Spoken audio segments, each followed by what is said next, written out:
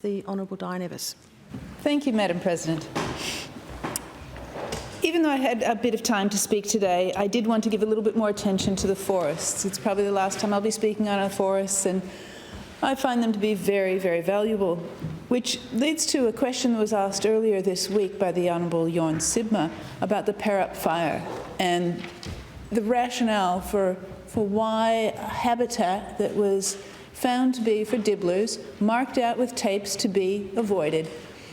And then the fire was ignited, incendiaries from the sky, fierce, extensive, intense fire. And those homes where the dibblers lived, the tapes were burned, the logs were burned, everything was burned. Now, in the response, in the answer to the question, it said, the soil was drier than we thought because, well, we'd gone out there and raked some of the material away from the logs and we'd wet it down with a hose before dropping fire from the sky to light up the forest. And it didn't work. So it was just that the conditions were a bit drier than we thought. Oops, we'll learn from that. We'll try not to do it again. Now, this is after last year, I think I raised the point that one of these fires, these controlled burns, so they say, burnt 1,000-year-old peat swamp. Now, I acknowledge that a swamp you wouldn't think would burn, but after the droughts that we've had and the lowering rainfall, that's what's happening. They're getting drier. So that when you get fire near them, they burn. And when peat burns, it keeps burning. It smolders underground, could still be happening there. It's just dreadful. And that's why I have to speak one more time that when we do our prescribed burns, that we actually start to look at science. We actually start to look at something more recent. There was a question asked in 13th of May 2015 by the Honourable Lynn McLaren.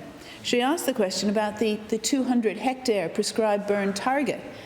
And in the answer from the Honourable Helen Morton, the details were given. The figure of 200,000 hectares was developed in the late 1970s and early 1980s by departmental fire managers.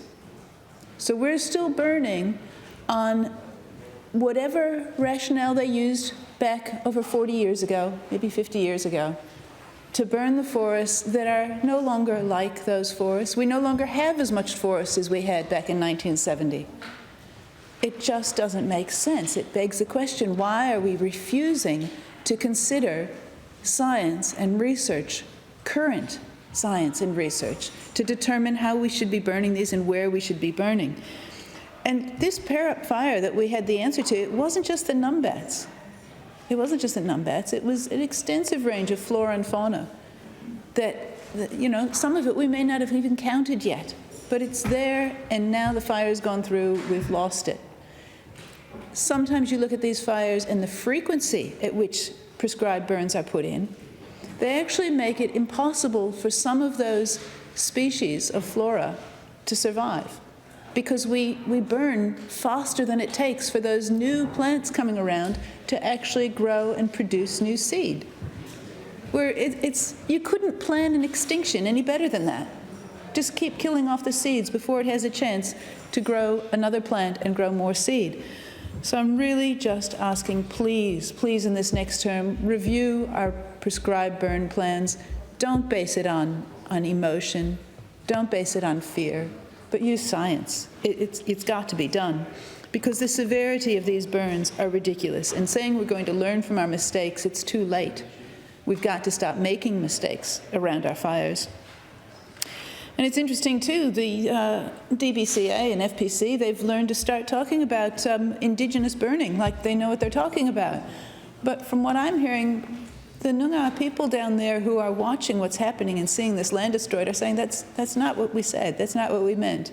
We didn't say go out and burn every year, everywhere. There's more to it than that.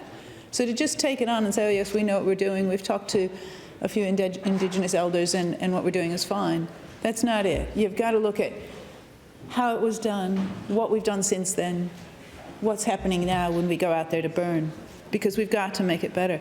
And we also try to say, oh, but we do this mosaic burning. Well, if you look at the size and scale of some of these burns, you'd have to be up in a satellite to be able to see the mosaic nature across our landscape, because there are large patches. They are not just you know, your checkerboard image or your quilting sort of image of patchwork type stuff. That's not it. It's not your mosaics, like they use the word from. It's very large scale, and that does not allow the fauna in those areas a chance to escape. Like I said, this is planned extinction. It's nothing else. So unless we change how we do that, we're going to lose a lot of our biodiversity. We already know it's threatened from so many different things, and yet here we go out there and try to do it even worse. There's been fire exclusion zones set.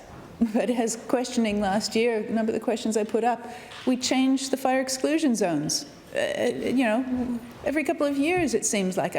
We say, oh, well, no, we've decided we're going to exclude a different area now, so we're going to burn that. Well, that's not what a fire exclusion zone is. A fire exclusion zone is a place where you don't put fire, so you can look at that and how it changes over 5, 10, 20 years.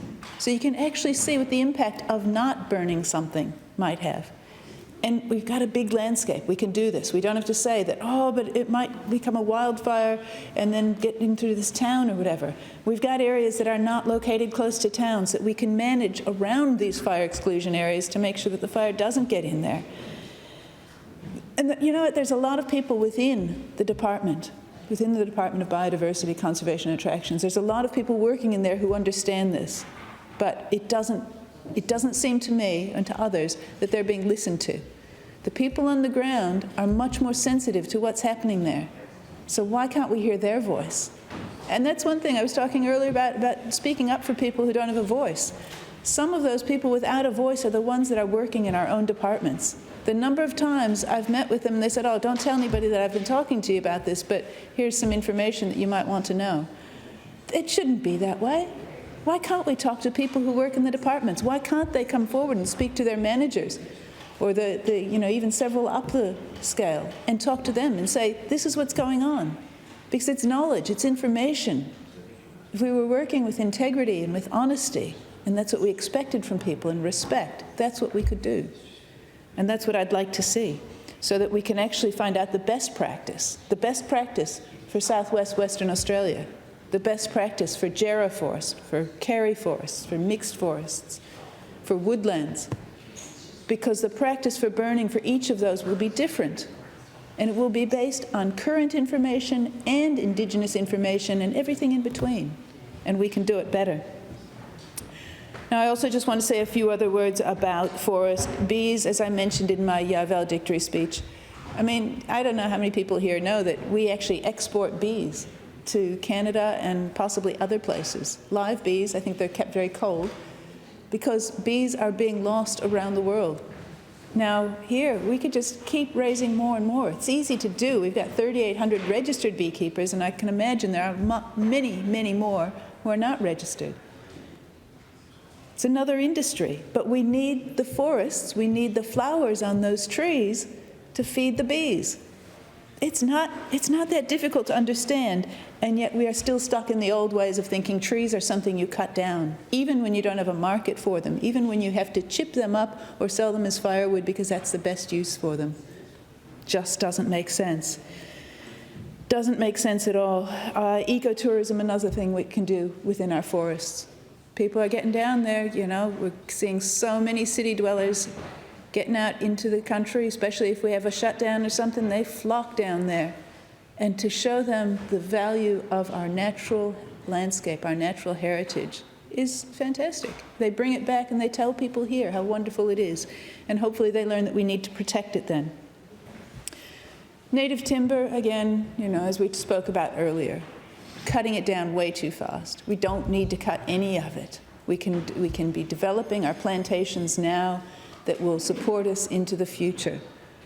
If we keep cutting our native forests and seeing those big old trees, you know, so big around you'd take 5 or 6 people to reach your arms around them, still being cut because they're not in an old growth forest. They're just a very, very old tree. And we still cut them down and chip them up and send them overseas so we can buy toilet paper. Wonderful. What a waste. What an absolute waste. It's criminal what we're doing down there. And we continue to allow it to happen, trying to justify it because of a timber industry. a timber industry that has less than 500 people working in it. Many of those are truck drivers that we need to drive trucks for other purposes around the state. Truck drivers that could be doing something else. They could be driving our trains, and we wouldn't need so many of them then. They could be, doing those small haul transport issues, so they wouldn't have to be away for long periods of time. We could have less trucks on our roads so that we wouldn't have to have the accidents and have to be doing all the road widening that we've got. So I just want to say in the last few minutes, if anybody's interested in fire and wanting to find out more and would love a trip down to Margaret River, there's going to be a Fire and Biodiversity Forum there on the 4th of June, and I advise everyone to show up who has any interest in fire, forest, or our future.